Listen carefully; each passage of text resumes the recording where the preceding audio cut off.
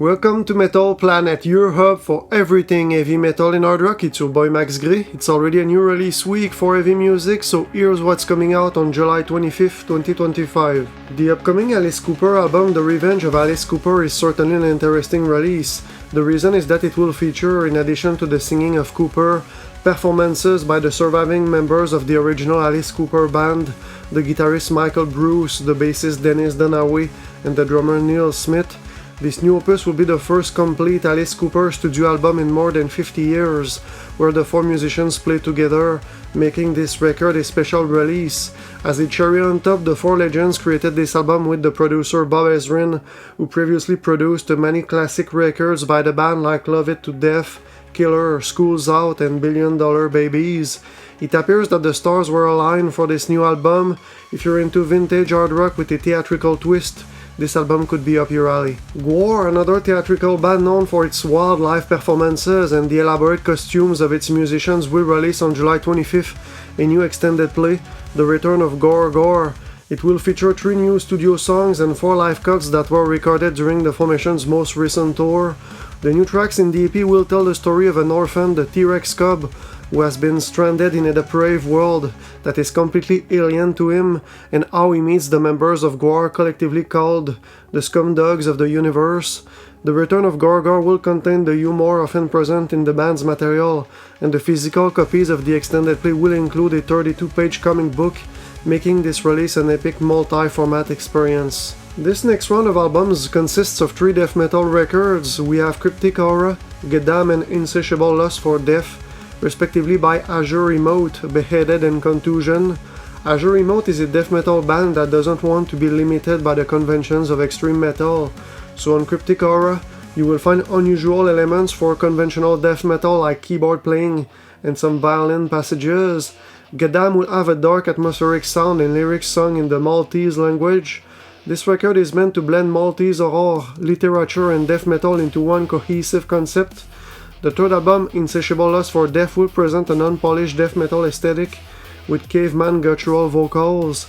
It will also feature the drumming of Chris Moore, the current drummer of the influential grindcore band Repulsion. The thrash metal formation Bloodletter from Chicago will soon unleash its 4th studio album, Leave the Light Behind, via Wise Blood Records. This title will be a collection of 10 dynamic tracks with a sound that is a bit more melodic than your usual thrash metal record. According to the vocalist/guitarist Peter Carparelli, the members of Bloodletter wanted with their new opus to blend the melodic riffing of their second album Funeral Hymns with the brute force of their third record, A Different Kind of Hell. Still, according to him, the band members pushed themselves while creating Leave the Light Behind and pursued more grandiose and dramatic arrangements than before. This album sounds promising. I guess we'll see in a couple of days if it delivers. Next Friday, the British sludge and doom metal band Goblinsmoker will return after a 5-year absence with a new record titled The King's Eternal Throne. It is meant to be the final installment in the formation's Toad King trilogy after the extended plays Toad King from 2018 and A Throne in Haze, A World Ablaze from 2020. This trilogy is inspired by fantasy, and it is set in a fictional world populated by characters like toads and goblins that live in a forest. The story depicts events like the battles and the shamanic rituals that occur in this said world. The King's Eternal Throne will contain only 4 songs, but I suspect that they will be long compositions. Musically, expect with this album a dense atmosphere and slow guitar riffs. On July 25th, the label BMG will release 2 reissues. The first is a remastered version of the Black Sabbath album The Eternal Idol. This was the first Sabbath album with Tony Martin on vocals. The Tony Martin era has been underrated for a long time, but as time passes, you see more and more people embracing this era. For this release, 2 bonus tracks will be included. Although Endless Cross is my favorite Sabbath album with Martin, I find The Eternal Idol to be quite enjoyable. If you're familiar with this era of Sabbath, I'm curious to know what is your favorite album with Martin on vocals. Let me know in the comments. The second reissue is a Bruce Dickinson release titled More Balls to Picasso.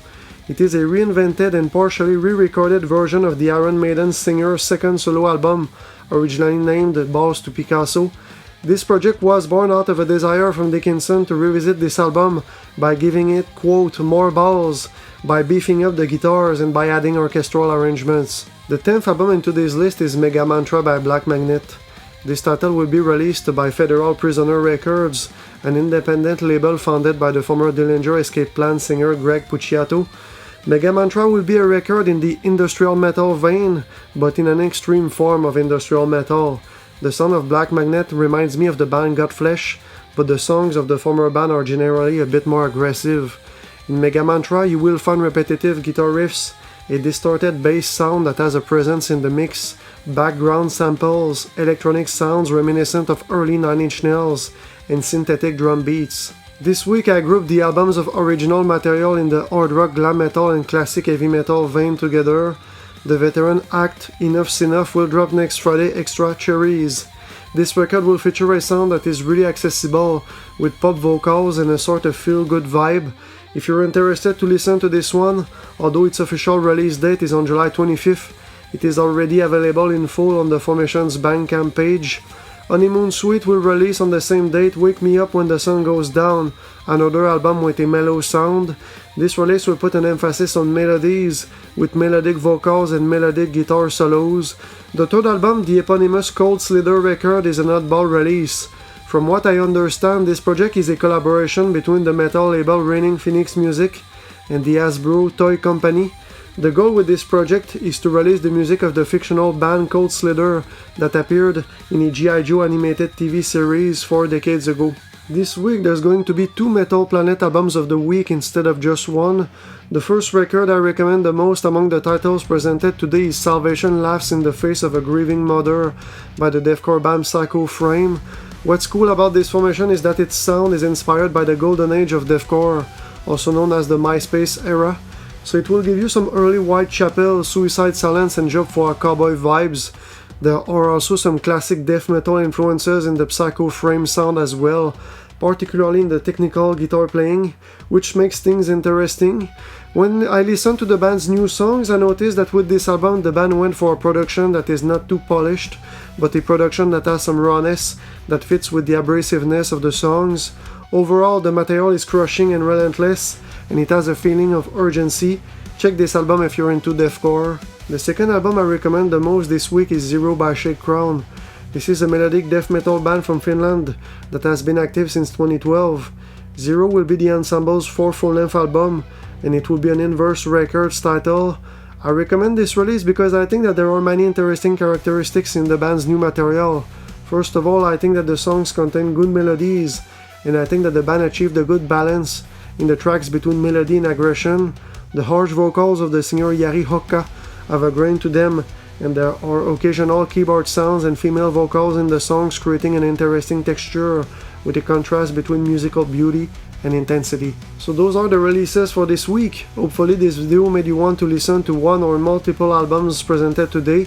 If so, smash the like button and subscribe to the Metal Planet channel to stay up to date on the new heavy metal and hard rock releases coming out each week. Let me know what are going to be your picks among the albums presented today. This week, with the passing of Ozzy Osbourne, I'm gonna revisit the Black Sabbath catalog. I was saddened by his passing, but I'm really glad he recently got to play one last time with the original Sabbath members in Birmingham. That was a perfect way to end his music career. His music will definitely continue to live on. For a more complete list of the titles coming out on July 25th, check the description section of this video. As always, thanks for watching, and I'll catch you in the next one. Cheers!